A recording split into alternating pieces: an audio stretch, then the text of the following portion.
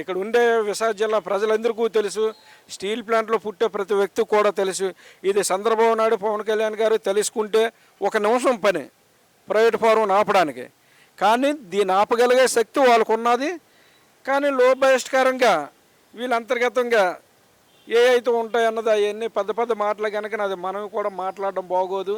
ఎందుకంటే ఇప్పుడు మాట్లాడుతుంటే ప్రతిదానికి కూడా ఈ అరెస్టులు అనేసి జైళ్ళు అనేసి రకరకాల చిత్రహింసలు పడుతున్నారు కనుకనే ఎవరు కూడా ఎంత జరిగినా సరే ఈ రోజు వరకు కూడా పల్లా శ్రీని గారిని ఎవరు కూడా ఒక మాట అనకంట నిశ్శబ్దంగా ఉన్నారు.